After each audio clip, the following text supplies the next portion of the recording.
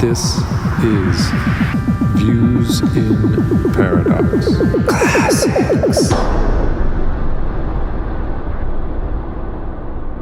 Welcome, any and all, to VIP Classics, the Views in Paradox Film Club spin-off show in which three, dare I say, intrepid filmmakers boldly go into the past of film. That was a weird set of things. I'm your host, John Olson. I'm joined, as always, for this series by Danielle Gibson. Welcome. Hello, hello. And Jose Venutolo. Hello, hello. So this week we watched Seven Samurai, Akira Kurosawa's seminal classic, clocking in at a breezy 3 hours and 27 minutes. This film took, what is that? Hold on, let me pull up my facts page. I'm so professional just doing this on the fly. You are super professional. So, yeah, this movie is crazy in terms of its production. So it took, it was filmed over the course of a year, and it took, I think, around 130 plus shooting days, shot over the course of a year. So they did it in significantly less shooting days than Metropolis, but about the same amount Most of time. films do. Yeah. Metropolis might have the record of just shooting days. Like, even a movie like Boyhood, shot over 15 years or whatever, probably has less shooting days than that, right? Right. You're talking about shooting days specifically. Yeah, exactly. Like how many days. Not time in production. Consecutive, too. And but anyway, we're here to talk about Seven Samurai. This was actually shot a couple of years before our last film, Seven Seal. So this one was shot in 1954. Or I'm sorry, released in 1954. So probably shot kind of over 53 and 54 because it came out later that year. Yeah, this was an undertaking. It is a film that I myself didn't watch for a very long time just because who has 3.5 hours, Of reading subtitles. It's a very visual film, though. I feel like it is. You can get a lot, out of a little, but yeah, it is that. But I felt like even given its age, it's a good watch. You can see a lot of modern techniques being used, perhaps for the first time in this film, or at least in their nascent stages. I'll give a quick recap at the top, and then we'll just kind of get into it. So the film, which I was really impressed how quickly it gets the inciting incident. It's like immediate. There's a group of bandits. They're going to raid a town, and they say, nah, let's wait for the harvest, or else there won't be enough to steal from. And one of the villagers overhears this. They freak out, and they decide on a plan to hire some samurai to help protect them. They manage to do this. The samurai kind of train the villagers and help prepare the city for the attack when the planting comes. And then the planting happens. And the movie is kind of blocked out pretty evenly. I'd say the first third of the movie is like getting our samurai. The second third is like prep for the attack. And the last third is the attack. What are your guys' kind of initial thoughts? I know this was a first watch for both of you. For me, it was a second. Jose, let's start with you today. What did you think of this film? Because you selected this film for our list. So we'll start with you. I selected this film for our list because it's being on my to watch list for a while, and I go like, if it's not now, then when am I gonna just dedicate 3 hours and I have to see it, and then I have an intention I get to talk about it. I've seen other Kurosawa films. I like his style, but I was very curious about this because this is kind of a cornerstone.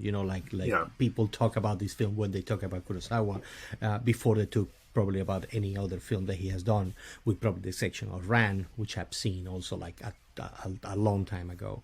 I I keep having this consistency, which I'm glad of being having, because it wasn't like that a couple of years ago.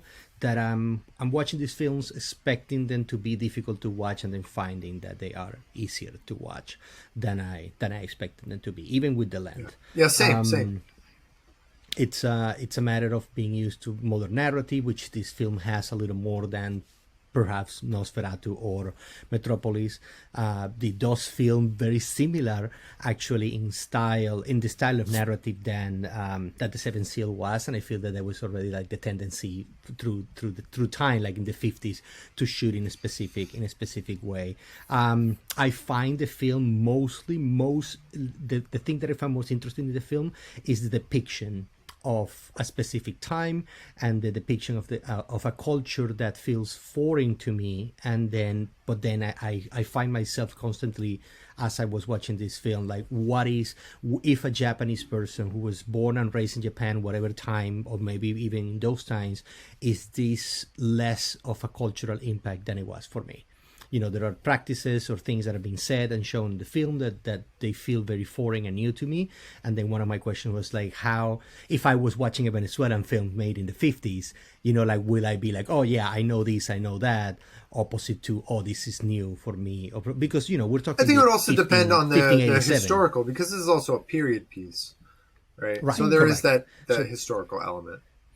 So I was curious about that, and then that's the biggest part of, the biggest impression that it gave me was like that narrative, and a couple of other aspects that I want to say for later. But that's what I have to say about my experience. Cool, Danielle. What about you? I had a very similar, I guess, expectation going in, or like I had always wanted to see it. I knew it was like supposed to be this like visual masterpiece, which it was, and I was really eager to see it. I don't know what I was expecting story-wise, but when I got into it, I was surprised at how evenly spread out the story is, because I felt like I didn't feel like there was any wasted space. I felt like everything had its purpose, and everything like it was a very much more structured narrative than the other films that we watched, and more structured than I thought it would be. But it also gives it breathing room, so it didn't feel formulaic. It felt like a classic. It felt like a Western, which I think a lot of films like this like take from the Western. Yeah, there's a lot of symbiosis and cross-pollination when it comes to samurai films and Westerns. They are literally cut from the same cloth, or figuratively cut from the same cloth, in that like Kurosawa was inspired by Westerns, and then like John Ford was inspired by Kurosawa, so it just kind of went back and forth a lot. Oh, like Joe mentioned something that made me just like, I had this thought, and I wanted to like, it's interesting because as you say, like Kurosawa was inspired by Westerns, and you do see that maybe not thematically is a Western. It's like outside of civilization, and then into the wild, where there's still like bandits. Yeah, they pick a period where it is like the Wild West, right? Yes, it's a lawless correct. time, the Warring States period. It's like, in the bottom line, the basis of it is very similar. But then again, what you said made me think like, what, because you see the cultural difference. I mean, so far we've seen German films, Swedish film, and now a Japanese film. And then there are aspects that are similar, there's others that are not. But then a lot of the things have to do with the culture. So how would have, like, I wonder, like, who would have been Kurosawa if he had to shoot a film, but he's not pulling from any other foreign versions of narrative, like, it's something that is, nothing happens in a vacuum, is kind of how I would respond to that. Is that, like, Kurosawa's favorite author was Dostoevsky, for crying out loud. Like, yes. But it feels almost like you have these artists all around the world, and then they have somebody who they admire, they like, and then they draw a lot from it. And then especially Japan, who used to be such an isolationist country, and then protective of his culture, protective of his land, protective of a lot of things, and then that, to the point that the American military had to force them to open the borders and then do trade, which a lot of people do not know this, and then how that transformation, that getting from the world became influenced the work of art. I mean, because the culture is portrayed. America and Japan have a lot of cross history. Like, yeah, going back to, like you said, in whatever it was, the 17th century when 18th century when we first kind of landed there, right, and like forced them to open up. But also, Kurosawa was a director before, during, and after World War II. Like he, and there's when I was doing the research after this, there's a film of his, Akira, I think it is, that was, it was written because he was having problems with the Japanese censorship. And so he attempted to write a film that would appease Japanese censorship at the time. And it was right when, like, it was kind of on that borderline of when Japan surrendered to America. And then American censors came in, and they shut down the film because they deemed its themes too imperialist.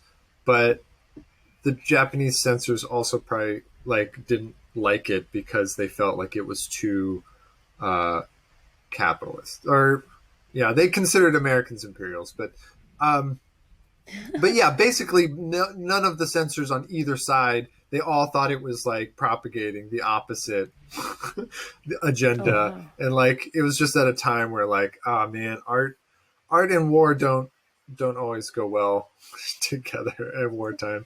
No. But it's Now I feel like I need to watch that. I know. It eventually came out much later, and he kind of himself and critics kind of didn't like the film, so it might be an interesting one. Mm-hmm. I think I have the title right. If I'm wrong and you're watching and you know that I'm wrong, don't at me. Wait, so you said that Kurosawa didn't end up liking it? Yeah, he didn't even he didn't care for it that much.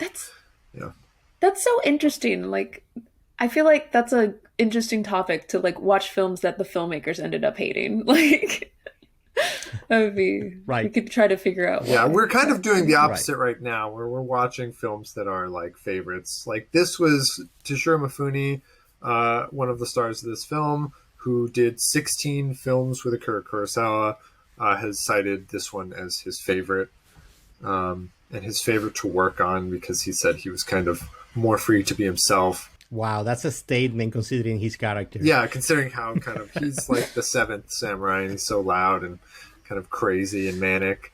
And apparently he did like the method thing. He like was always in character on set. Oh wow.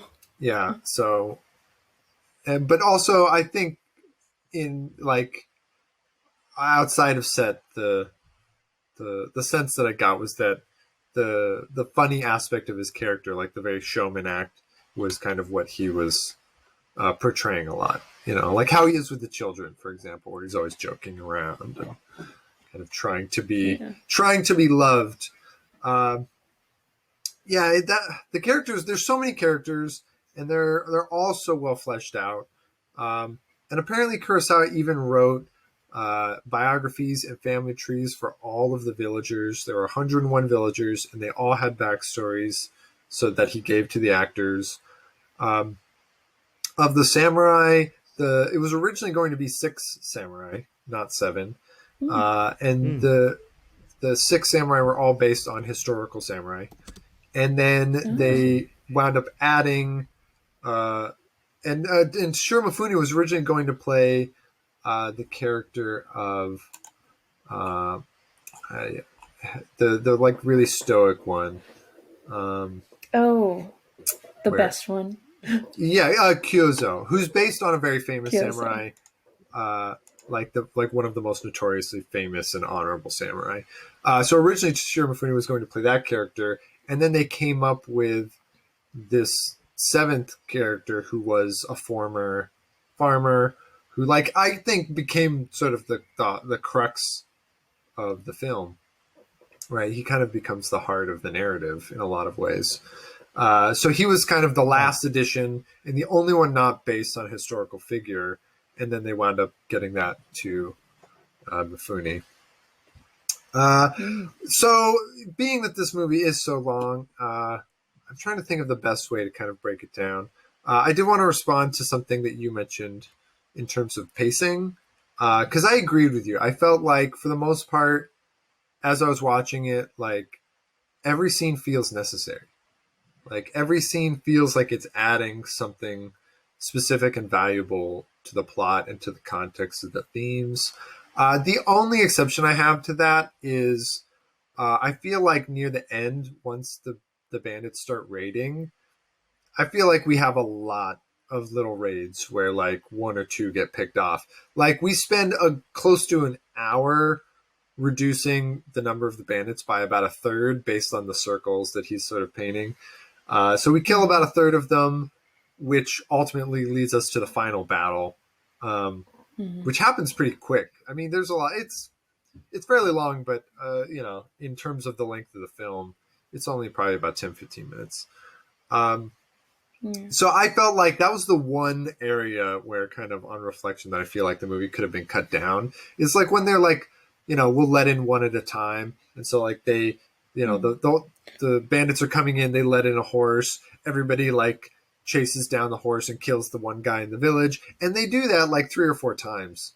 Like, and we get to, and we watch it happen every single time. And I kind of, after a while, I was like, do we need all of those? Was kind of my sense. Yeah, no, I get that. Part of me, I liked it, but I also admit it could have been like maybe 1 or 2 times less. But I feel like it created this false sense of security that like no one was going to die. There were going to be no casualties. Like it would just be this easy the whole time. And I totally forgot how many bandits there actually were. So when they kept like picking off 1 or 2, and then there was still so many more to get, I was like, oh God, they're still. Yeah, there's something close to 40 of them. And so it's like, it's a fair number of people, you know, and well armed with a lot of horses and 3 guns. So, you know, it is a lot. And it does add a sense of, I think, realism to the battle that a lot of films don't capture, right? A lot of films go for sensation, for sensationalism over realistic. And this feels more like what it would have been like. You know, they're holding out for a while. They're slowly picking them off. It's kind of a siege that they're going through. It's a small scale siege. So in that sense, there is a bit of realism. But I just was thinking that, like, if the movie could be cut down anywhere, like, that's where I would have done it. Yeah, for sure. I was surprised that I think I wrote down like at different points, like it's like you explained it very well. Like a third of the movie is them trying to get the samurais, then a third of it is, you know, them training. And like every time the plot shifted, I realized I was like, wow, that was about an hour and some change. And I was surprised that the end was just as much. But like, I guess when I think about it, it makes it a better payoff, because it's like it would be kind of a letdown if we have these like 2 hours of a movie and then we have like a 20-minute battle. It would feel, I mean, it could still, doesn't need to be an hour. I don't know. But I felt satisfied until the very, very end, is what I'll say. But I guess, yeah, until we get to that point. We can come to that in a little bit. Yeah. So there's so much drama that has nothing to do with the raid, right? There's so much, and it's almost all about class and the structure of society. Like, this is definitely, I would say, a criticism of the way that class is divided, like in general, because I don't think he lets off, and nobody gets off easy, right? Like, the farmers are often made out to be just like assholes. They're whiny. Like, they, you know, they seem more helpless than they should be. Like, there's just a lot of ways in which they're portrayed. But then, you know, we go to the town and like everyone the farmers meet is an asshole. right? And at Everyone's first, mean to them. everyone's mean to them. There's like those guys in the inn. I was just like, these are some next level a-holes that are just like, you know, Just why? For what reason? yeah, You're literally using more effort to be yeah. just mean. But yeah. But at the same time, I made a note that, um, so when they go to the town, like four of the villagers go to the town to try and get some samurai, and they find a candidate fairly quickly, and he doesn't immediately agree to them, and really what pushes him over the top is the asshole in the inn who's like insulting the crap out of the farmers, and like seeing the way that they're treated, he decides to join them. So like they're kind of responsible for getting for getting the farmers any help at all, right? In an ironic sort of fashion.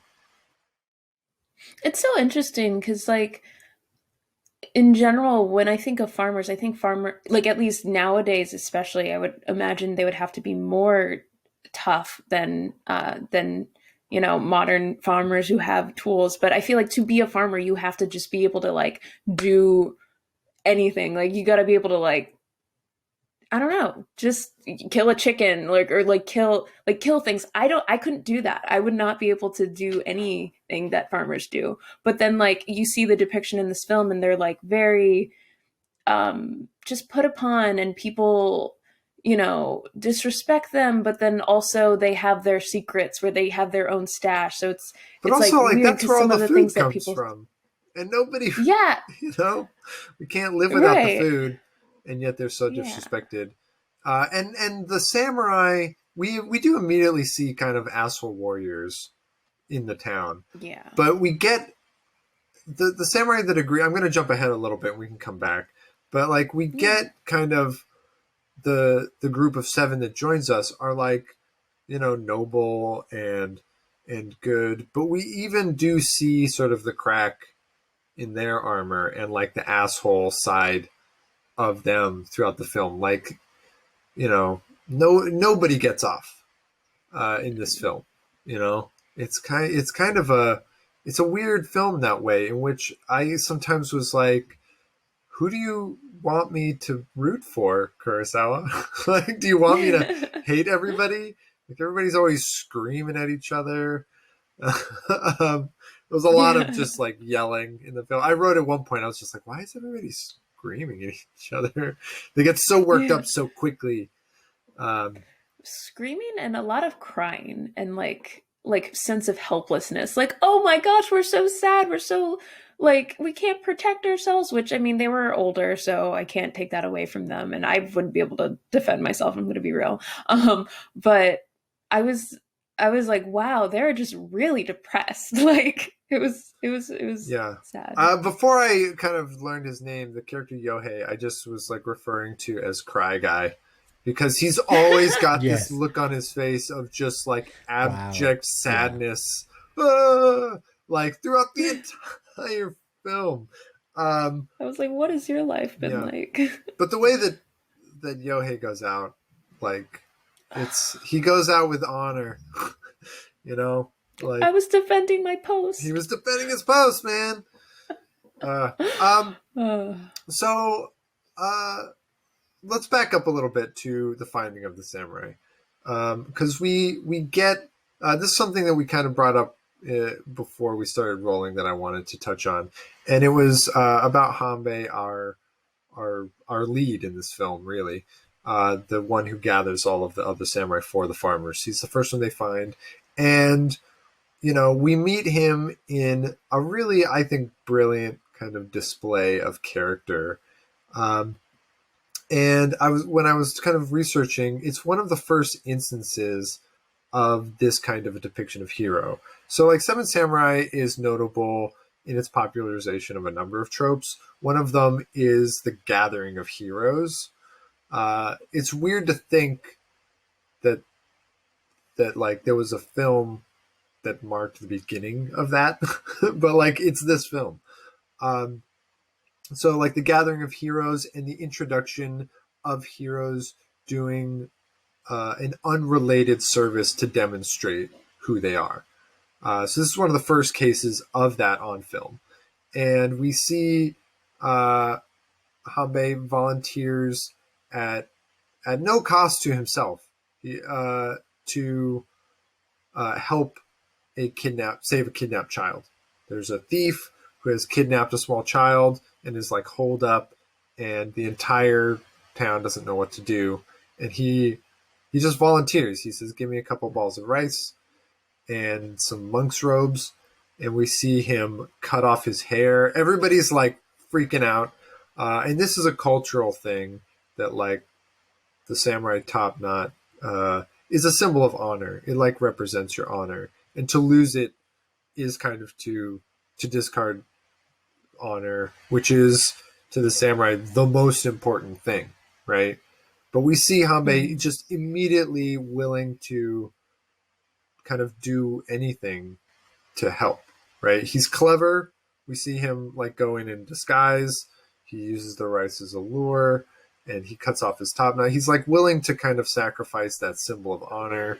He's willing to do something clever. It's a really kind of amazing introduction, and I just found myself like kind of in awe at the way that the film introduces him and like just kind of makes you love him. He's such an anchor throughout the film. In terms of thoughts, did you guys have thoughts or kind of notes on the recruiting element? So like in the first third of the film. Jose? Well, I have a couple of notes on things that I noticed, but it wasn't necessarily about the way that they were recruited. And I don't know, like now it's resonating a little more with after you said that it's one, if not the first film that has the gathering of heroes. I mean, some of them got a bigger story than others. Yeah, for sure. But you do see, it's interesting because I like the idea of a samurai has been already overused in different medias. And then, I mean, the media that I've consumed the most about samurai is anime, and then anime have a tendency to either exaggerate or bring a specific aspect of them, but there is a mysticism around them. And then the idea of honor, it's interesting because it's a word that seems to mean the same for everybody, but then once you see how people use it, then it becomes something different. You would think that honor is an incredibly flexible word, actually. You would think that a samurai would jump at the occasion of defending a village, and then you found that most of them, their concept of honor was tied to privilege and elitism, and it was not necessarily that. And then so it's refreshing. Yeah. There's even a samurai who rips them off right away, right? Yes. Like, who just takes their shit. Is offended. I mean, he's offended by the fact that they even address him. Like there was that cutthroat in that sense. And then you see this guy who, as you said, like you if you don't know the culture, you see by the faces of people that what is he doing? Is he really shaving his head?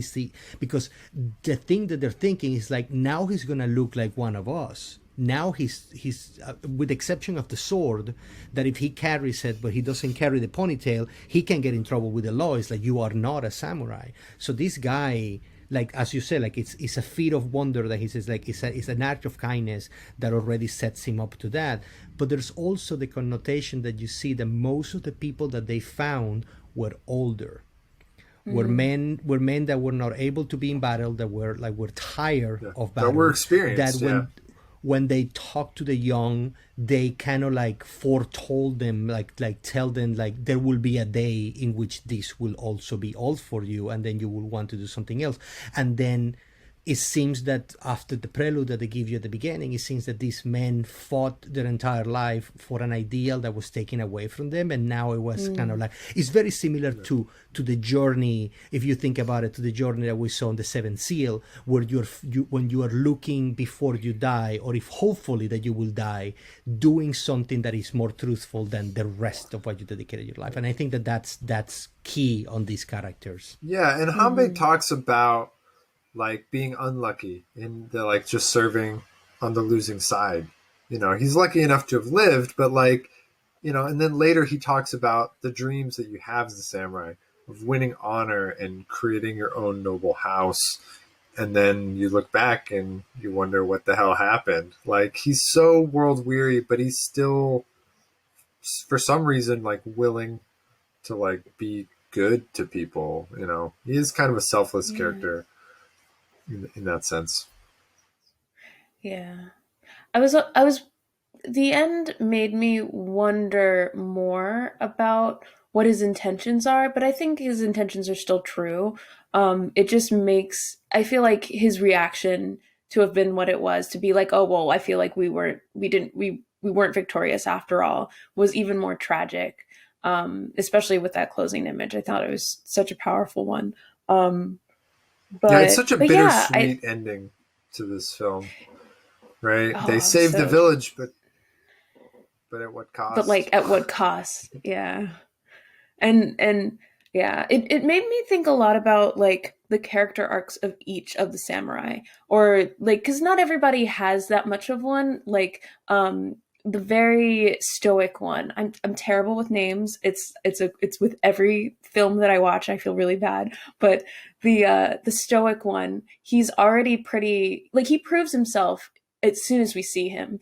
Like, we see these two men who are fighting, and they're fighting with like bamboo swords, I assume, and it seems like there's a draw, but one's more boisterous than the other, and he's like, no, I would have won, what are you talking about? And the guy's like, no, you'd be dead if this was steel, like there's no question.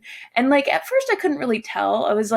I felt like he was more down to earth and noble and like reasonable, but I was still like, okay, like I wonder how this is gonna go. And he's like, okay, fine, you want to throw your life away, cool. And he kills him in the end.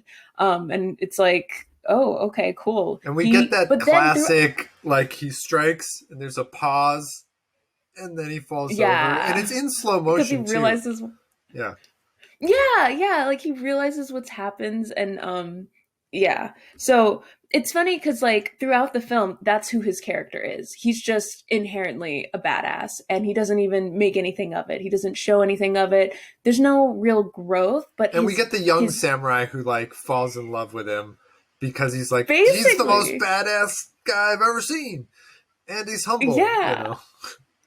Like when he goes into the woods to like get a rifle, he just like off by himself, and then he just like comes back the next morning. He's like, all right, 2 down, and here's the gun. It's just so, there's no hesitation. He was like, oh, I'll just go get it. You're gonna die if you go. Like, so to go back on what you said a little bit earlier, how the guy that he was dueling kind of died in slow motion. This kind of takes it on a different subject, but I was wondering if they sped up some of the shots, because definitely. I mean, it felt like there was still, it was blocked to be very like quick and like very quick movements and everything, but it was still like, yeah, they definitely did some ramping throughout the film. I noticed it particularly in the last battle. Like there's scenes where like Toshiro Mifune is running and he's clearly being sped up.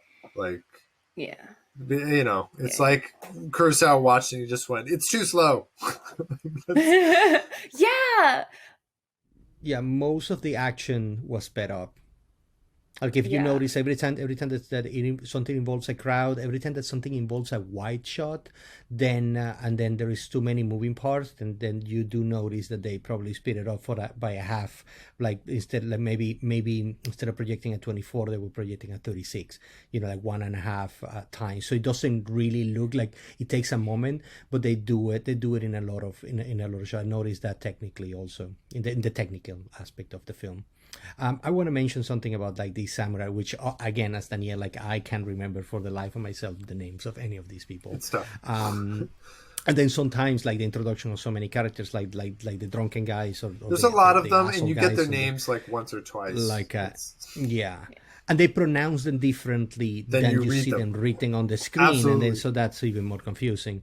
But there is something that I did notice when they meet this guy, like the badass guy, the guy that if you have to take him into a more modern concept, it will be like he would be like the guy with the skills of like Samurai X, like that's my version of what the how no samurais, right? And the feats that he does. He's the quintessential like right. Right, he's like like the badass with a samurai. sword. Yeah. Exactly, that the guy that, and then honestly, like I've seen that depiction in anime of like striking and then freeze frame and then slow motion of one of them guy goes, and then the other person doesn't even look. They are so sure That fight of is what probably they did. the very first instance of that, because this is Kurosawa's first samurai film. Yeah. This it has to be the thing that started it. But the thing that, and I made a note about this, the thing that like got my attention during that fight is also like my longest note, because if you see it cuts to the altercation between these two guys, and then it immediately when they go into like real sword fighting, then you immediately see the differences. Like Kurosawa makes a point about showing you how they get ready for it. Yeah, the different stances, right? The moment that you see the stance and the moment that you see the way that they unsheath their sword, you know that that's kind of like the revelation of my technique. You know that the other person is looking at it, and then you see this stoic guy like keeping his calm, and the other one seems to be in a rush to start things. And then when they cut back to the samurai, like the leader samurai, and then watching. the guy who the younger samurai, the guy who is aspiring to be a samurai, they are fixated on complete different characters. Like the older guy he looks, he's watching, he looks at them both, but he focuses on the calm. He focuses on and then you see the face of the kid, and the kid is like dazzled by the arrogance of the other guy, and then he looks at the samurai. Hame is the lead samurai. He looks at Hame, and then he sees like, oh, you're not looking at this guy, you're looking at the other guy. And then that's when he notices the other guy, and it's kind of he learning like this man has a better chance to be able to know who these two men are better, and then I should pay attention to what he's looking at. And I just don't know why that resonated with me. No, I noticed that same thing. It's a great moment. I'm paying attention at the wrong exactly, I'm paying attention at the wrong thing. This is the thing. And then eventually he gets like a lesson. Like, it's interesting because we kind of learn the way of the samurai through him. Yeah. Right? Well, and Hame is constantly teaching in this film. He's teaching both the young aspiring samurai, but he's also teaching Toshiro Mifune's character, Kikuchi, I think. It's hard because they say it's so different from how it's spelled. It's like Kikuchi, but they say like Kikuchi, like they seem like they cut out a lot of the consonants. And he's also teaching him, like when he's on guard and they steal his sword, and then they wake him up and they're like, you just be glad it was us, not bandits. And they're teaching the villagers about like defending themselves and whatnot.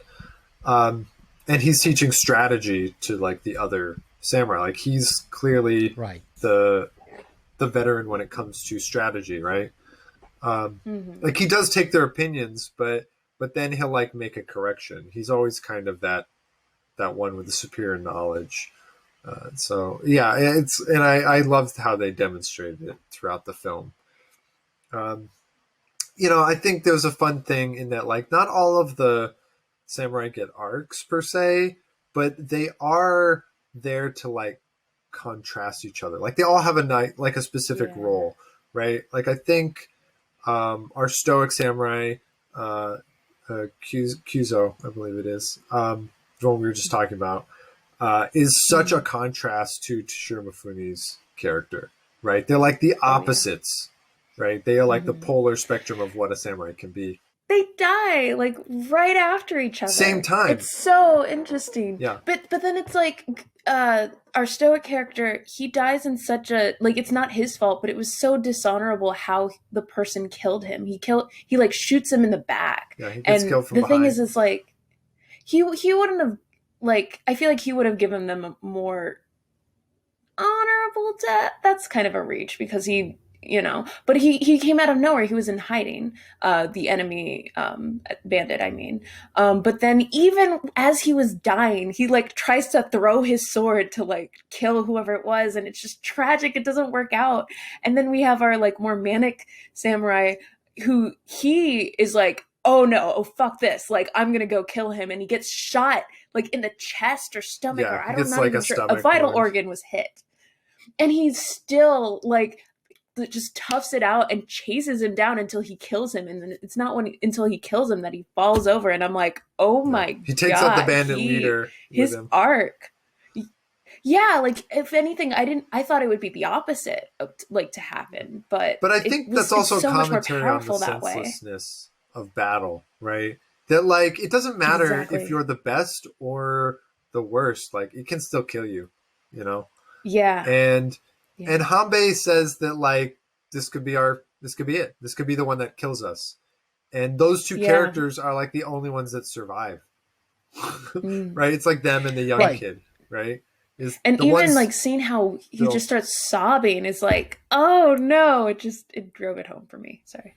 But you think about it, and it's like the ones that survive are the ones that are more in the middle of these archetypes. You know, like you have, like, as I would say, like if these men were polar opposite, they were also polar opposites within the samurai, which to a certain degree is like the pursuit of that much honor, or being pulled so much by honor, got the badass kill, and then the recklessness, and then the act first and then think later of Toshiro Mifune's character makes them ends up being killed. So it's like, it's this extreme. So I found it, actually like the last image did not impact me as much as like Danielle, you mentioned that it was a very powerful image.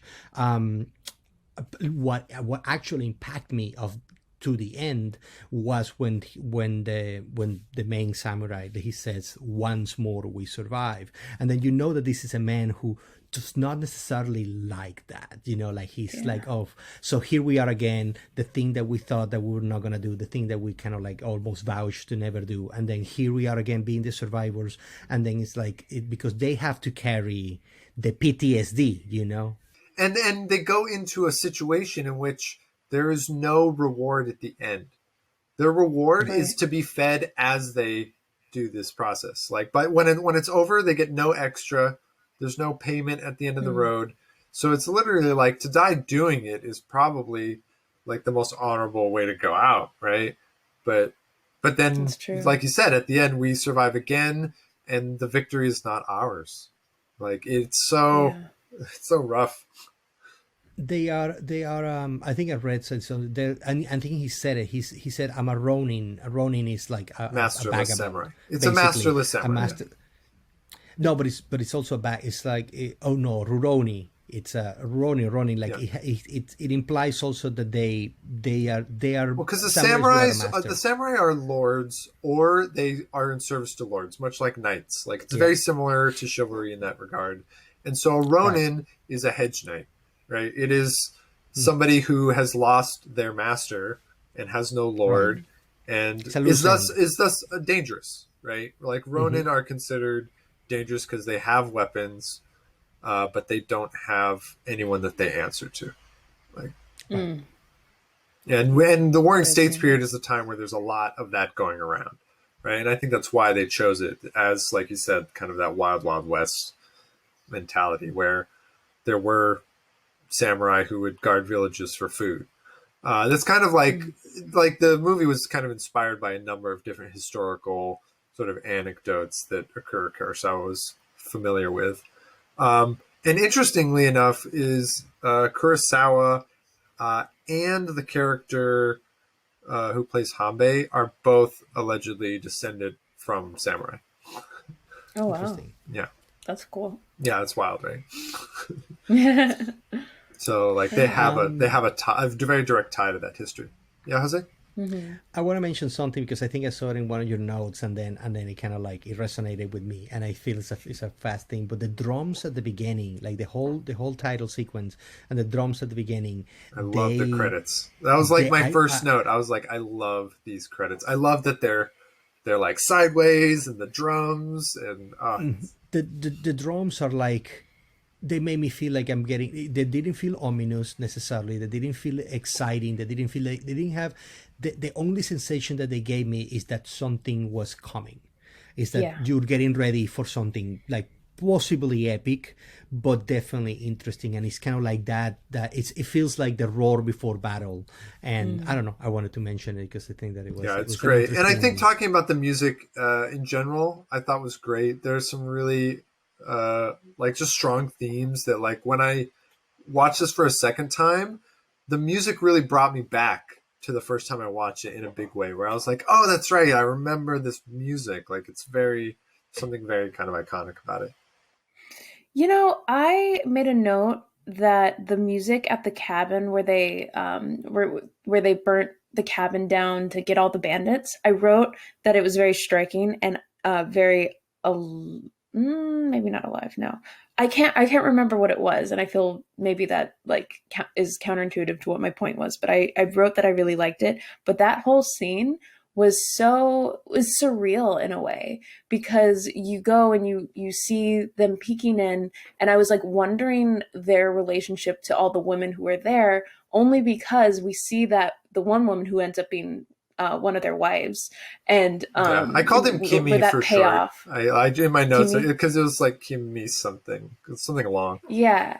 And he was the one who was upset because someone said, "Well, why don't you go get a wife?" But and no one really understood why until you see this woman and she is so afraid of him that she runs back into the burning cabin and dies. But you see her, and when That she got sees to that me the hard. cabin, It got to me it hard. was so insane. That's Yeah, like no, right at the same. middle of the movie too. I kind of paused it to jot down some of my notes. I noticed it's almost right halfway through the movie when they do the raid on the And bandit they camp. don't talk about what their previous relationship was. No, They just leave it at that, which I but mean, you I kind think, of understand everything that happened. Like the yeah, subtext is so loud, right? From the moment yeah. we see her and she sees the fire, and then She's she does like, nothing. oh, She's just like, yeah. let it burn. Part It's of me like you was can tell like, how bad her life is that she just is like, good. This is what I've been hoping for. you know? yeah. I was wondering, like, were these bandits like? I mean, probably they were probably like forcing themselves on these women and just using them, and like, Yeah, just they'd it made a seemed like little this harem really, of sorts. yeah. And so, but even for her to just leisurely walk out after everyone else had run out and they like were slaughtering the bandits, she just walks out like, "Oh, okay, it's over." Like, Yeah. She and then looked she like just she was sees him in drugged, right? terror. She just looked so Yeah, out it of was it. so. and then when she sees Kimmy and just like immediately runs back into the fire, like it's so obvious kind of Oh what's my happening gosh. there Oh that no. like she's got so much shame and it's so tragic because you know that he wouldn't have given a shit. Like he, he's like clearly he just wants his wife back. Um and she just can't Yeah. handle it. And we get a little bit more insight into that later with Shino's story, with the young would Mm. be samurai and Shino, the Yeah. farmer's daughter. Like that further kind of demonstrates why like Kimmy's wife would kill herself in this situation because,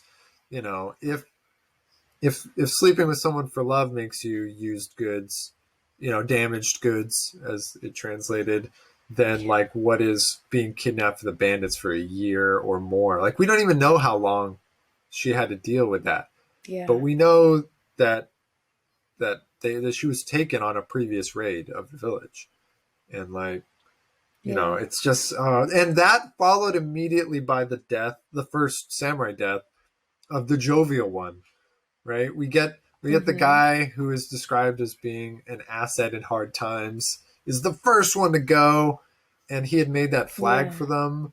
Like that 1-2 punch, I was like tearing up at those two things. Like, they were very different tragedies, but And it was such an accident. It wasn't like he was slaughtered by one of the other bandits. He like, just a at least gunshot. the way I saw it, Yeah, he like fell. Oh, yeah, he okay. gets shot because I at did not get first that. I that's was our like, did he? yeah. It's before we're introduced to the fact that there are muskets. But I heard the gunshot, and I Right. wrote first in my notes. I was like, "Was he shot?" And then they confirmed there are muskets, Yeah. and I was like, "Okay, he got shot." Because yeah, he just like Okay. goes down. like, Yeah. I for a second I thought maybe he fell on a sword or something because like they didn't. like talk about his wound or anything. They were just like, "Oh, look what you did! What did you do?" And But there's a gunshot, so okay, yeah, thank you for clarifying that. yeah. It was unclear in the moment, but I was able to like put it together. I was like, oh yeah, I'd forgotten about the muskets as a plot device. Yeah, yeah. See, there's one thing. There's one thing that I wanted to mention. It's and then I mean, it's trying to avoid. Trying to avoid a little bit of what we did with Seventh Seal. At the beginning of the movie, there is, like there. You mean you want to talk technical elements? Technical. Yeah. So technical. There's No, a I think technical it's good element. because I do want to talk about the technical sort of achievements. There's a technical element, like as you said, John, like the movie starts and it goes right into the inciting incident, and then after that is okay, what happens after this?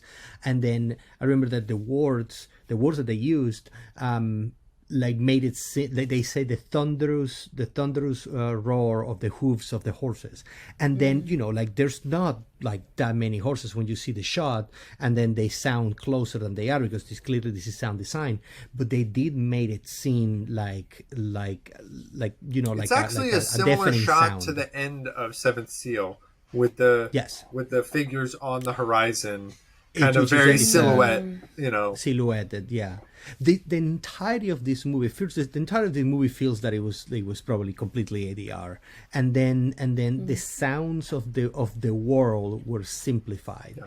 They were doing things that clearly produced more sound than the sound that you will hear, but you were just glad that there was at least a sound. And I can't avoid but imagine people in an ADR room just saying, okay, they're moving, he's taking a stick, he's breaking the stick, and then they're just like slapping sticks together. See, if you listen at the sounds, it feels that they're recycled. It feels that there's a lot of like wood stepping and things like that. And then as long as it has a sound, it's enough for us to process it. But it does feel that the entire world was simplified to sound less confusing, or at least that's the way that it seemed to me. Some other technical elements. This was the first film where Kurosawa ever used a multi-camera setup. He used two cameras for a lot of the setups, and he would go on to then make that a regular practice. And near the end, or for a lot of the battle scenes, they even used up to 3 cameras. And he also he like edited this movie as they went. So like he would take the footage like as soon as it was developed and like work on it like at night. So he was like constantly editing the film as they were making it, and he really liked the freedom of edit that the multi-camera setup gave him. And like the sets are constructed in such a way that they are not conducive to filming, they are conducive to acting. Like he wanted to build them as close to real as possible. Like they didn't shoot on a studio lot, they went like abroad to a place where they could actually build a mock village, because he was all about actor immersion and like getting them to be in the moment. And then there's kind of an interesting thing. Like you can tell indoors that they're not breakaway walls, that the camera like doesn't have a lot of room. It's like physically in the space. And that's something that for sure in American cinema was like never done during this era, right? It's like it was all about control. It was like if we can get more distance from the camera to get a prettier shot, that's what we're going to do. We're going to shoot in a soundstage. And so like Akira Kurosawa is implementing these very like interesting tactile ways of shooting that are kind of interesting in both like what they do and what they like the limitations that they create in filmmaking. Like Jose and I are New York filmmakers, so we're used to shooting in cramped spaces and like small apartments and practical all the time. There's not a lot of studio space. I mean, I've shot in studios out in Jersey and stuff, but you know, I think I can speak for us when we say that like we're very familiar with that sense of like having to work around a cramped space. Well, I don't know if you have a similar experience, or if it's different. I'm just kind of curious. Oh, yeah. I mean, I prefer being on location. That is, I feel like yeah, no, 100% of my films, I've always chosen to be on location. Even with my thesis coming up, we have access to stages. Well, actually, no, we don't because it's a long story. But it's just, to me, it has like an authenticity that if you, it can be hard to fake, especially at the student level with whoever your production designer is. But it is, you do give up a lot of control from a lot of the more commercial shows that I've been on. You can control everything and still make it look or feel like authentic or real. So I don't know. I think that's not to say that there's no benefit from shooting on location, even when you're like at the professional level, that where you can control everything still or have as much control, even when you're on location. Yeah. But yeah, what were you saying? Just that a lot of archers do prefer to shoot in physical space. Like Hitchcock was known to shoot low angle shots that showcase the ceiling just to prove that he wasn't in a studio, because studios would have sets with no ceilings, like the walls would just go up forever. So he would like make a point to be like, I'm in a real space. And I feel like even today, This is real. yeah, a lot of sort of your more like, you know, your David O. Russells and maybe not Fincher, but like a number of sort of the more archery directors do tend to shoot in physical spaces, because there is just a sense that you can tell and that you're putting your actors in a real space. So yes, especially with it depending on who you cast. If you have someone who's more professional who can, like, you know, make it, if they're a good actor. No, I'm not trying to like say who's a good actor and who's not, but like you feel more into it when you're on a location as opposed to like a soundstage where you're like faking everything and like jury rigging the position of everything. But something the that less made you have to make this an film, actor fake, kind of the more authentic the performance is going to be, because they don't have to. That's one less thing they have to worry about, right? right? Yeah. One thing that really brought out the authenticity of this film, um, and I would have to go back and see what how the laws for this came to be, but like the treatment of the horses, like they weren't The 50s really, were a bad time for horses. yeah, they were like flipping over and like just stomping around in all the mud, which I mean, you know, whatever, they're horses, but like when I was like, oh my God, did they hit these horses? What happened? Because it just seemed so real. There was just, it was like, Nowadays, you can't do I don't know. anything with horses because of films like this, right? Yeah. I was like, oh no. Like, Because yeah, like in the 50s is kind of notorious, and even into the 60s is kind of notorious for the shitty treatment of animals.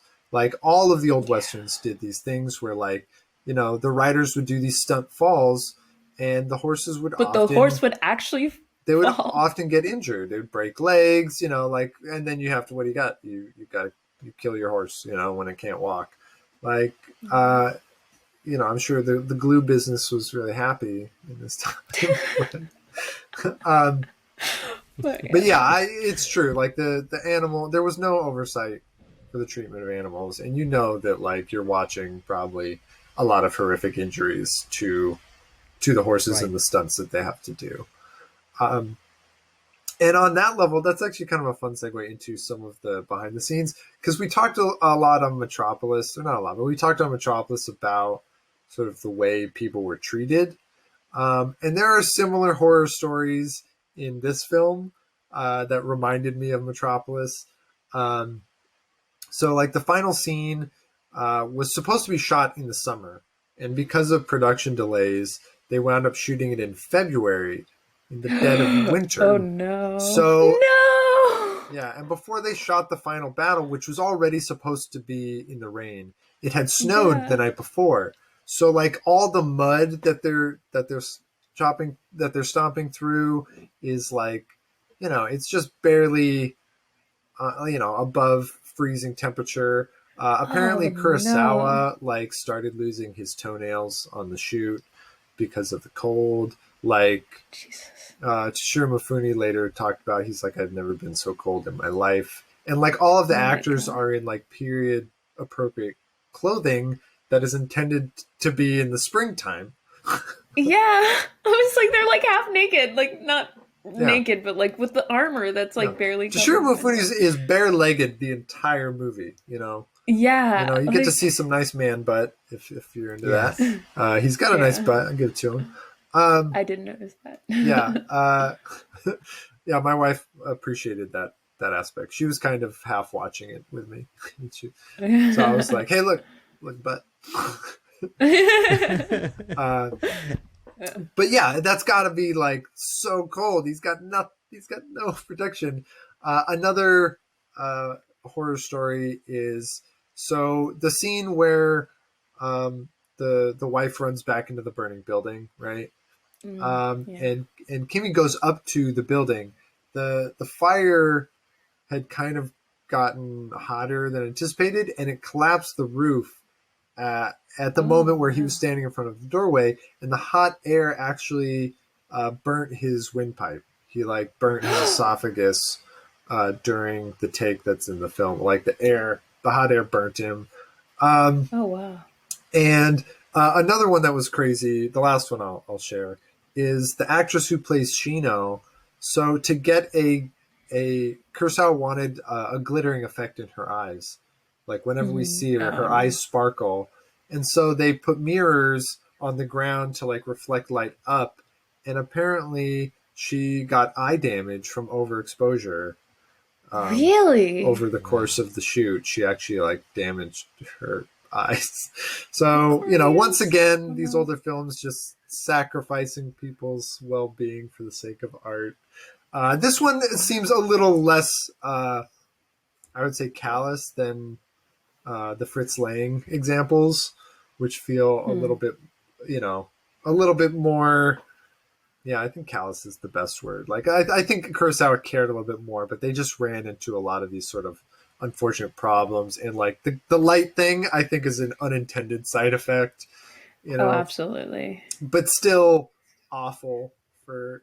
It wasn't until like in high school I did a lot of theater, and there was this one character like that she had like these 3 different addresses where she would like speak to the audience because she was writing a letter. And do you know you can't see anything when the spotlight hits you? Oh yeah. Like I didn't have the chance to like be nervous or like to feel the energy of the audience. I didn't know the audience was there. I was like, I'm blind. Yeah. Like you disappear. So just to like everything else I is gone. questioned my reality. But yeah, like so I can imagine like doing that over and over and over again, but then like okay, cut, you look away, and then you come back and it's just like flashing in your eyes that like how erratic that could be. I wouldn't think about it until like now that you tell me, I'm like, oh yeah, no, that would be very blinding, I think. But yeah. But I wanted to talk a little bit more about Shino's character and please. Just I thought it was so interesting that there was no redemption arc to her and the younger samurai's relationship. I feel like, films nowadays, or not even nowadays, like just for a long even time. just for a long time would have had that. And I kind of respected that they didn't force that. But I was also shocked.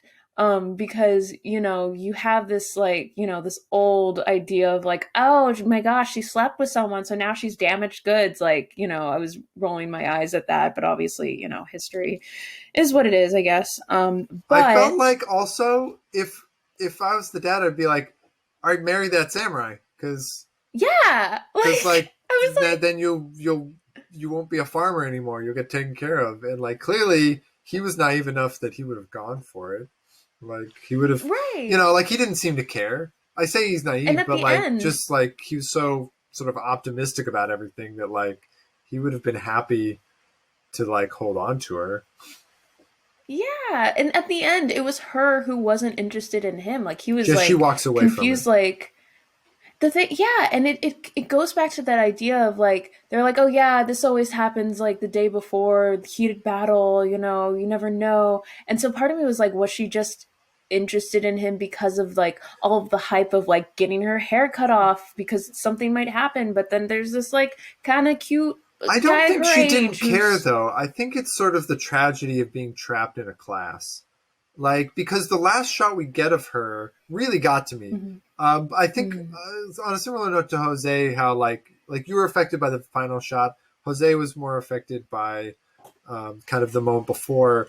I was really affected by the last shot we get of Shino, because she starts singing, but she's crying while she sings and is planting. Oh, Like she's like, it's an anguished shot, and she's clearly crying and attempting to sing at the same time. But so it's, it's like she's made this choice to be loyal to her father, but like on another level, what choice does she have? Like, that is their culture, and culture is a very powerful thing. Like, you should never underestimate it. Like, it is intense. It's, but this is the point. I feel that this is the thing that sometimes we overlook, because I have a similar perception than Danielle had. Like, I was expecting this love story to be concluded, or to even become a love story, right? Like, I was very curious genuine. because, right, and then, but then when she gets so publicly shamed by her father, right? It was so who's such an asshole. Oh, yeah. And he lives. But this is the yes, he lives. He lives. Anyway, sorry. Sorry. Hear me out. Like no worries. Like this is the way that I see the arc of what happened, right? Like, they become interested in each other, and then they have that scene where he's like in a bed of flowers, which I didn't know was possible, but apparently it comes from a reality. This guy was just sleeping in a bed of flowers, and then she comes in, they flirt for a moment, and then she tells him, why don't you act, she says, why don't you do the things that samurai do? Like, she goes she rolls on the ground, and she's expecting him to have sex with her, and then she phrases it that way. She says, "You should do what samurais do," and then that's the end of it. He doesn't do it. Then she goes to him again, and then he's in the barn, and then that's when it happens, and the father sees it, and it's a completely different thing. So now you see the shaming of her. You see that the love story doesn't end where it needs to be, but you also see several shots of everybody involved not being happy with this situation. So to me, the value of this film is not to say this culture or this aspect of the culture is shameful and bad. It's just showing it and saying these people have no choice, but they also do not like the fact that they don't have a choice. So as an audience, I'm looking at this like the way in which I see is that you change a mentality by showing how unfair something is and not resolving it, but letting people know you're not the only one who feels that this shouldn't be the way. And I feel that that's what Kurosawa does when you see her crying, when you see the samurai. A happy ending to the love story would have been false. I feel like it's it an would American have been, thing. Yeah, it would have been disingenuous to what they're trying to say, which is that this is a tragic scenario. It's an American thing. It's American narrative. This happy ending. The happy ending is a Hollywood. It's a Hollywood ending. I would say more than it's an American thing. It's a capitalist thing to do. It's a commercial, because because a happy ending leaves an audience happy. It makes them more likely to recommend the film. Like, art that challenges you is not capitalist in nature, right? Whereas like the happy ending is, and America is hyper capitalist, so I understand that, but I think it goes beyond being American, that it is a function of capitalism, or it's a byproduct. But to be honest, like, I feel like that, like, having this unsatisfying ending made me more intrigued into it, because I was like, more powerful art. I kind of missed, well, now that I think of it, I do remember that she was crying, but like, just like the thing that stuck with me was like how she just completely ignores him as she walks by. I was like, oh my God, no. Like, I was like, what is this for? No, girl, why are you doing that? And then like you realize like the pride that they have in being farmers and not wanting to break that. Especially as they were singing and dancing. It's like, when her father finds her, it's like reality sets in for her. She can no longer go along with the fantasy that the young samurai can, because he's got this privilege that she doesn't have, right? And he even That's addresses so the real. privilege, Oh my god. right? He even Yeah. addresses it. He's Sorry. like, I could never do what you do. You know, like, I don't know how you guys do it. Like, he really does Yeah. live this easy-go-lucky life, despite the fact that he's like throwing his life on the line at this, you know, for battle. You know, there is that sense that like she is the more responsible person who's facing reality as it is. And Like, she gets so much more of Right. the shame. Like even with when everybody walks away and they're just standing in the rain, she's literally face down in the mud and he's just like standing ashamed of himself, but he doesn't do anything. He doesn't try to, protect her because he just doesn't know what to do with that, even though he's not getting the brunt of it. So yeah, no, he's that's too young totally. to I'm know so glad to you like said be able that. to stand up for it. Right? He's Right, too right, and inexperienced in she's. life. But she is, and she has to be. So yeah, no, I'm glad that you pointed that out. Yeah, it's a really rough bit of the movie, right? Just to Yeah. kind of see like kind of just what an asshole the father is, and he's like so afraid of her sleeping with somebody. Like, that's his big fear in Yeah. life, is that the samurai are He going to to the sleep with point her. where he When he chops to off the her point hair where at he the like beginning, right? yeah, like against her will Yeah, and she's horrified. like She's like, not my hair. See, right. like But even like go ahead. I have a complete different view of Really? I these. felt like we It's were a, on the same it's page. no. Like I mean, it's not on the interpretation of it. I mean, but I mean, actually, the thing that struck me the most was when it was brought. There was at least a 20-minute sequence in which the concern of the town is like, what are we gonna do with the women? Like, it's actually genuine concern, and it's not because of the bandits. It's because they're bringing samurais in. So they Right. go like, "What are we gonna do with them?" And Well, it's a genuine concern. I think to this is a good to segue to talk about the scene where Mifune confronts the samurai, right? When they find the armor, because to me this is the heart I felt of the film, is this scene, Yes. right? Because we learn, you know, that like Mifune is in this weird space in the middle, right? Where like he's sort of free to define himself, and he wants to be a samurai because they have all the power and all the freedom. And he's angry at the farmers for their powerlessness. But at the same time, you know, he's like, why do you think they act the way they do? It's because of you guys. It's because of what you mentioned that Shino says, that like you don't act like a samurai, right? He's like, you guys come, you take all our stuff, you rape our people, you eat all our shit, and you know, you don't let us defend ourselves. And when we do, you act like we're the dishonorable ones, you know? Like, he really like shoves in their face, and I couldn't help but like really like feel his rage. I feel like it's such a moment of like, anytime you've been frustrated in life because of just the injustice of it, of just like things should be better, why aren't they? Like, all of that is just what's coming out of him. And I think it really hits the heart of this film, in that like it is an injustice on all fronts, right? The farmers do shit that's fucked up, and they do shit that's fucked up to each other, but like they are a product of their society, you know, of what the samurai have wrought on them. And I think that really kind of hits to what you're talking about there, Jose, is just like that idea that it's, you know, it's a symbiosis, and it's an ugly one at that. I definitely did get the intention of wanting to protect his daughter when he was trying to cut her hair. I think I was also just, it was not culture shock, but like I just wasn't expecting it also. But because I mean, we also know, I don't know if we knew them at that point.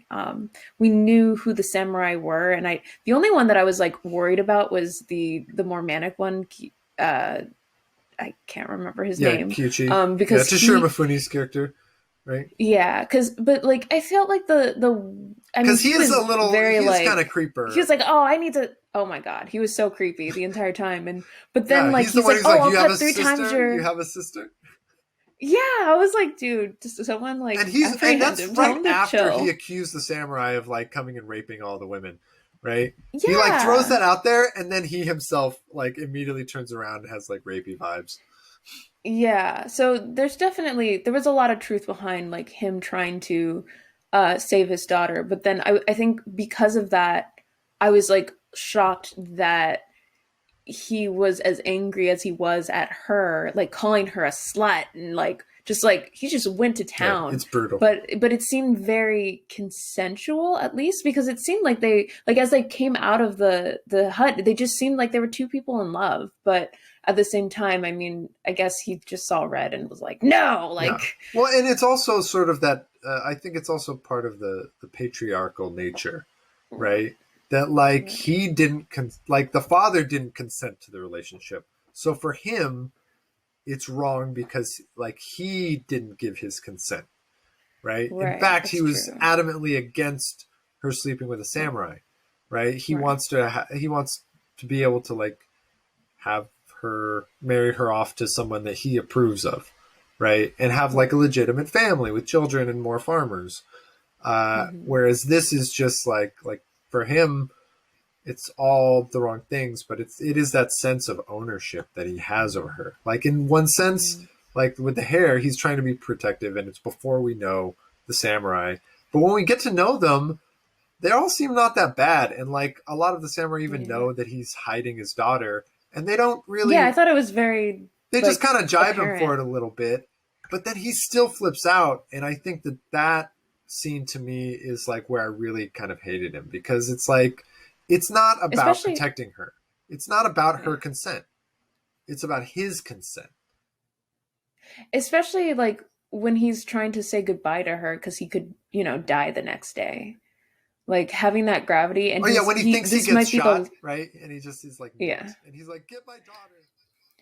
Right, yeah. He totally could die, but then he's like very comfortable with the last thing he says to her, like him shaming her. But I don't know. But I appreciate the complexities of these characters because it's very real. It's very it's very real.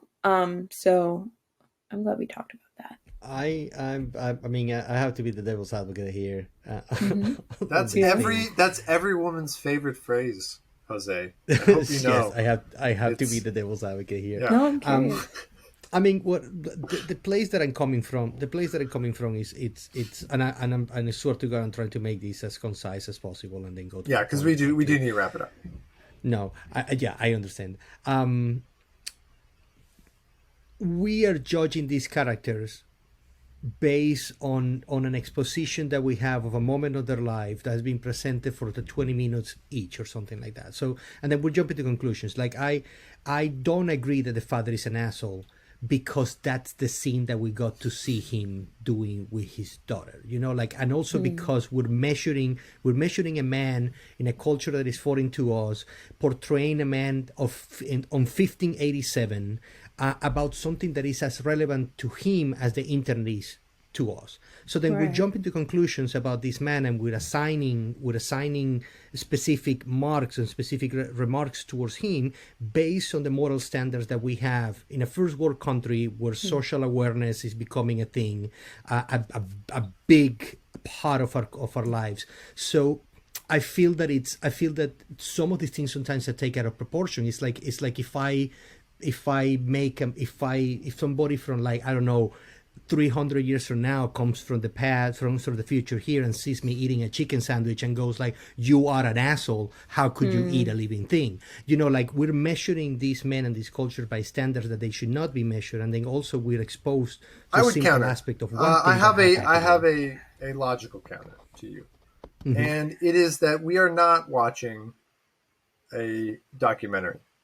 It is that we are watching something that was written by a director in the 50s of an event that takes place 300 years before. It is in itself commentary, and the scenes that we are watching are the context that the director wants to provide us with.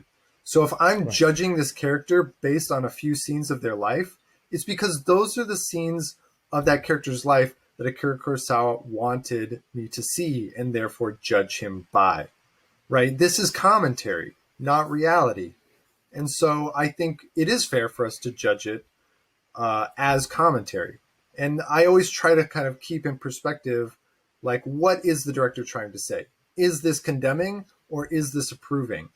And, you know, in a documentary or in just footage of actual people or a biography, these arguments that you're giving, I think, hold more weight. But in a work of fiction written by someone from a more contemporary stance looking back, it is a judgment of culture, and it is a judgment of that, and it's painting a picture for us to judge, right? That is the point of it, is for us to kind of draw conclusions based on what we are given, these snapshots. Danielle? I also think what kind of supports both sides of this is that how a lot of like when a director is trying to say something, if you can like have a character react a certain way, but the audience doesn't know how to feel about it. It's like all about how people react to that event. Some people are like, yeah, no, God, she's a slut. Like, I mean, they're not like calling her names, but they're like, yeah, no, I get why he's upset. And then other people are like, what's the big deal? Like, you know, so they're two people in love. So it's like, it's interesting because he does say this, he does present this, like situation for us to judge. And I do think that he is like making a commentary on that, but like he also gives room for us to kind of put it together on our own and like have a little bit of the truth of what it would have been, but like how we've progressed and how we can see things now. So I do think that you make a really interesting point, Jose, and I do think that you know, we definitely need to see like to understand like how the truth of like that time period. But I do agree that it is such a commentary on what the situation is, especially since it like focuses so much on class and like your position in society, and it just brings awareness to it, which I think is important. Yeah, and I think we can tell by the other characters' reaction to the scenario. Like you can always kind of I feel like it's a directing tool to use character reaction to guide the audience. And the way that the samurai, who are our anchors in this film, react to the drama of the father and the daughter is like, whoa, he is freaking out, and we need to like calm the situation down. And they care about both subjects. Like they are being protective of the daughter, but they also are just trying to like calm down and ease the father's conscience. Right? They're like, dude, you know, this shit happens. It's a battle. We're all like, they're trying to de-escalate the situation. And, you know, I think that that's sort of the director's way of telling us that the situation is a little too extreme. Right. And so that's kind of how I look at it, is just like because I appreciate your stance on like how we look at history, and like judging people in a modern context is very kind of tricky territory. But when looking at film, I always try to judge it from like the standpoint of intention and what is the film telling us? You know, how is the director was it written? Directing us? All right, I think that's you're absolutely right about that. Like, I mean, that I like that comment that you did, because it is a work of fiction, and it is there for a reason. And I think that what Danielle was saying is true. Like he's showing you both perspectives, and he's not finalizing the issue. He's not making a statement, this is good or this is bad. He's just showing you like, look, it's both things. You make your own conclusions, and show you like how people react. I do think he leans a little bit to one side, but he still like presents it. You do? Which side do you think he leans more towards, the conservative or the more liberal side? Like putting it in terminology. So I think slightly a little bit more liberal, with like de-escalating how intense they make him seem in comparison to other people, but he still leaves room for the other side. Yeah, like, he doesn't like paint the father as super sympathetic though. So I think agree. No, right? It doesn't. Like he doesn't completely demonize it. Yeah. But that's also like who he was as a character. He was like, "Oh my God, I got grazed by a bullet. I'm dying." Yeah. So like, it's true. We can see those moments of him being dramatic. It's true. Yeah, he's not like a two-tone character. Anyway, go ahead. I know that we're about to finish. I just have one thing that I feel that I need to say. I thought and that then was after such a that, nice final thought, but No, Who knows this could like, and this is trailing a little on what you were saying about calling to that scene where Toshiro Mifune says, like, "What do you think they act this way?" Like, before that moment, you see the samurai who is revealed to be like also coming from the same origins as the peasants, and that's why he behaves differently. When he arrives to the village, he is angry with the villagers. He is judgmental towards the villagers. he's angry at life, Like, man. there is, but in a sense, and this is something that I don't expect any of you to have picked up the same way that I picked up, because it resonated a lot with me, being an immigrant from a place that I disliked. When I came out, like I'm originally from Venezuela, and I had to leave because of everything that is happening, and then that sensation, that the feelings that you have to cope with that, as especially, I mean, I never had an intention to make a full life there, but I also didn't have the intention to have to leave, as many of my countrymen say, like, I would still be there if I could. But you do develop a sense of anger before you start, towards your countrymen, towards the people that are like you, towards the people that you say, like, if you keep pointing finger at America, you keep pointing finger at Russia, you keep pointing finger at capitalism, at socialism, at chauvinism, and all this stuff, instead of pointing a finger towards yourself and say, like, this situation comes from us lowering our guard and not doing this, and then that generates a resentment. I have met people before that have left their countries and they have resentment towards their countries, and I did not understood it until I had it. So I feel a little like this character. Like, if I go back, I feel that as a aspect of me that needs to drain the judgmental aspect of my countrymen, and then there is another aspect of me that, when push comes to shove, does point a finger to imperialist countries or extreme capitalist countries, and said, you do have, like, they are doing this thing because you also are part of this thing. But it starts He's a with the very anger towards complex yourself. character, and That was I think really that's what makes him interesting. so compelling. Is just that, like, he is incredibly relatable, and he is incredibly nuanced, and, like, yeah, he comes from the farmers and he hates their powerlessness, but he also has become a thing that creates that powerlessness, right? He blames the samurai, but he also emulates them. And so he's Right. just angry at himself, he's angry at the farmers, he's angry at the, like, and we get that moment where he's got the child and he goes, this is me, right? It's an orphan child, orphaned Oh by god, that war, was right? yeah. That scene is another kind of really rough He scene. really is like a mirror for this whole, for like a not unbiased, but like a even mirror, like, of everything, that of every character, of To every everyone. stance. So that's really interesting. Yeah, I think, that character alone we could go on for like an hour about. But I think Yeah. that's a good place. We covered a lot of stuff. We didn't forget about technical elements this Nice. time. And it's a long, it's 3.5 hour movie, so it's hard to have a short conversation about it when it's so layered. I hope everybody watching who made it this far has enjoyed our conversation. Please like This is and good. subscribe, depending on where you're watching and or listening. Any comments, thoughts about what, if you've seen this film and have different thoughts about, anything we talked about or about sort of the lens of society, feel free to leave a comment. I have been your host, John Olson. Danielle Gibson, thank you for joining us. Yes, thank you for having me. I very much enjoyed this conversation. I really appreciate what both of you guys had to say. If you want to find me, I'm at Danielle Stories on Instagram.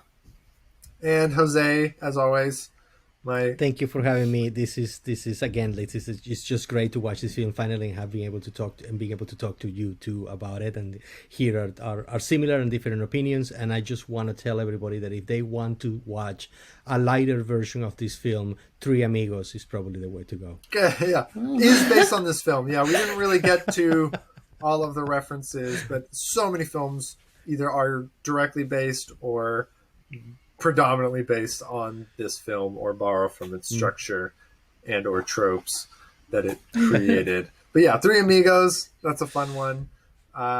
You don't watch the most recent Magnificent Seven if in my opinion. No, it's not very good. Do not watch it. You don't. It, Magnificent. It tries and it does not try hard enough. Falls flat. Yeah, falls flat. A lot of good actors, really terrible script. But anyway, movies are better shared. Watch movies, discuss them, think about them. They can enhance your life if you look at them in the right way. Until next time, you can find me at John in Paradox. Follow the show at Views in Paradox, and watch more movies.